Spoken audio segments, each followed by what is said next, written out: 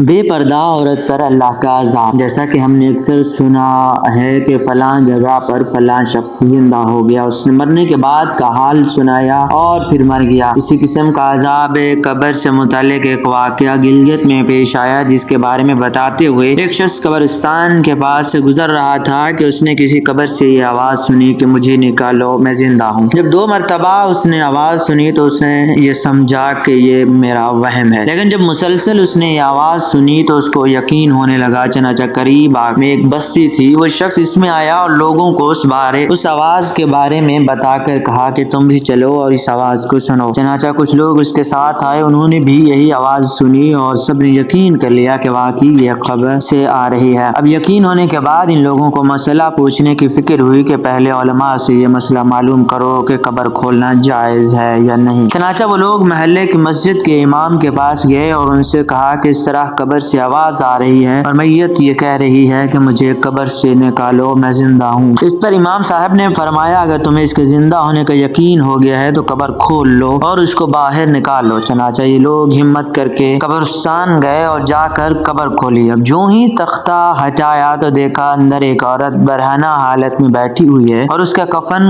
گل چکا ہے۔ پھر لوگوں نے کہ وہ عورت کہہ رہی ہے جلدی سے میرے گھر سے میرے کپڑے لاؤ، میں کپڑے پہن کر باہر نکلوں گی۔ چنانچہ یہ لوگ فوراً دوڑ کر اس کے گھر گئے اور جا کر اس کے گھر والوں کو یہ واقعہ بتایا۔ اس کے کپڑے چادر وغیرہ لے آئے اور لا کر اس کے اندر پھینک دیے۔ اس عورت نے کپڑوں کو پہنا اور چادر اپنے اوپر ڈال لی، پھر تیزی سے بجلی کی طرح اپنی قبر سے نکلی اور دوڑتی ہوئی اپنے گھر کی طرف بھاگ گئی۔ گھر جا کر اس عورت نے کمرے میں چھپ کر اندر سے کونڈی لگا لی۔ اب جو لوگ قبرستان آئے تھے دوڑ کر اس کے گھر پہنچے، ان کو وہاں جا کر معلوم ہوا کہ اس نے اپنے کمرے کے اندر سے کونڈی لگا رکھی ہے۔ ان لوگوں نے دستک دی کہ کنڈی کھولو۔ اندر سے اس عورت نے جواب دیا میں کنڈی تو کھول دوں گی، لیکن کمرے کے اندر وہ شخص داخل ہو جس کے اندر مجھے دیکھنے کی تاب ہو، اس لیے کہ اس وقت میری حالت ایسی ہے کہ ہر آدمی مجھے دیکھ کر برداشت نہیں کر سکے گا، لہذا کوئی دل گردے والا شخص اندر آئے اور آ کر میری حالت دیکھے۔ اب سب لوگ اندر جانے سے ڈر رہے تھے مگر 2-4 آدمی جو مضبوط دل والے تھے انہوں نے کہا کہ تم کنڈی کھولو، ہم اندر آئیں گے۔ اس نے کنڈی کھول دی اور کچھ لوگ اندر چلے گئے۔ لوگوں نے اندر جا کر دیکھا وہ عورت اپنے آپ کو چادر میں چھپائی ہوئی بیٹھی ہوئی تھی۔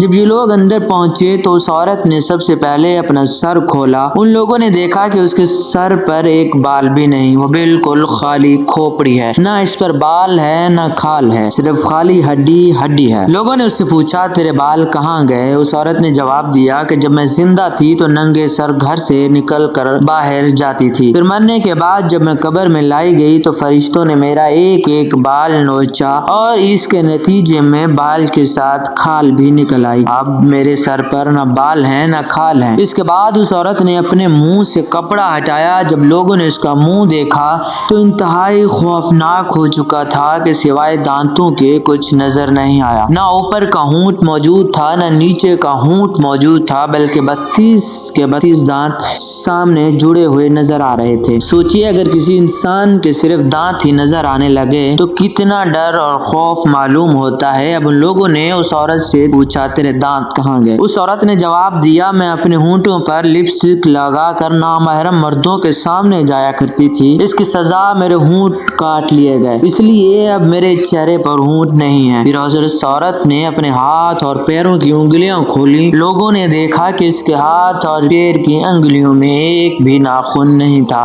تمام انگلیوں کے ناخن غائب ہو گئے تھے۔ اس سے پوچھا تیری انگلیوں کے ناخن کہاں گئے؟ اس عورت نے جواب دیا ناخن پالش لگانے کی وجہ سے میرا ایک ناخن کھینچ لیا گیا، چونکہ یہ سارے کام کر کے گھر سے باہر نکلا کرتی تھی، اس لیے جیسے ہی میں مرنے کے بعد قبر میں پہنچی تو یہ میرے ساتھ یہ معاملہ کیا گیا اور مجھے یہ سزا ملی کہ میرے سر کے بال بھی نوچ دیے گئے، میرے ہونٹ بھی کاٹ دیے گئے اور ناخن بھی کھینچ لیے گئے۔ اتنی باتیں کرنے کے بعد وہ بے ہوش ہو گئی اور مردہ بے جان ہو گئی جیسے لاش ہوتی ہے۔ چنانچہ ان لوگوں نے دوبارہ اس کو قبرستان میں پہنچا دیا۔ محترم خواتین و حضرات، اللہ تعالیٰ کی یہ عبرت دکھانی مقصود تھی کہ دیکھو اس عورت کا کیا انجام ہوا اور اس کو کتنا ہولناک عذاب دیا گیا۔ بے پردہ خواتین اس واقعے سے عبرت لیں اور ان گناہوں سے توبہ کریں جس کی سزا بروز قیامت بہت سخت ہونی ہے۔ اللہ تعالیٰ ہم سب کو رسول اللہ صلی اللہ علیہ وسلم کی سنتوں اور حضرت فاطمہ رضی اللہ عنہ کے نقش قدم پر چل کر ہم تمام عورتوں اور مردوں کو